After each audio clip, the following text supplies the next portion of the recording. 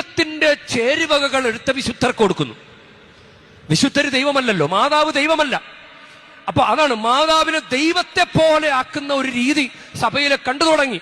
അതുകൊണ്ടാണ് ഇപ്പോ ലയോ 14 പാപ്പ അടിവരയിട്ട് പറഞ്ഞു DDF, അത് ഡെക്കാസ്റ്ററി for the doctrine of the faith. അതിലൂടെ ഈ ഒരു തിരുവെഴുത്ത് അത് സഭയുടെ ഡോക്ട്രിൻ ക്രിസ്റ്റോളജിയുമായിട്ട് ബന്ധപ്പെട്ട ഒരു കാര്യമാണ്. അപ്പൊ പലർക്കും അത് മനസ്സിലായി. ഇന്നലെ ഒരാൾ ഓടി വന്നിട്ട് പറയാണ്, അച്ഛാ ഇതെന്താണ്, എന്റെ മാതാവിന്റെ മധ്യസ്ഥയാണ്, അയ്യോ ഇതൊക്കെ കേൾക്കും എനിക്കാകെ ഇത് സങ്കടമായി, മാതാവ് മധ്യസ്ഥയല്ലേ എന്നൊക്കെ പറഞ്ഞു. അപ്പോ ഇത് യഥാർത്ഥത്തിൽ ദൈവത്തിനും മനുഷ്യർക്കുള്ള ഏക മധ്യസ്ഥൻ യേശുക്രിസ്തുവാണ്. നമുക്ക് വേണ്ടി, പാപികൾക്ക് വേണ്ടി മരിച്ചത് യേശുക്രിസ്തുവാണ്. ഇനി മാതാവ് സഹരക്ഷക എന്ന് പറഞ്ഞു കഴിഞ്ഞാൽ, സിമ്പിളായിട്ട് പറഞ്ഞു കഴിഞ്ഞാൽ 90% ഈശോയ്ക്ക് 10% മാതാവിനോ? അത് ശരിയാകില്ല. മാതാവ് പോലും അത് ആഗ്രഹിക്കും.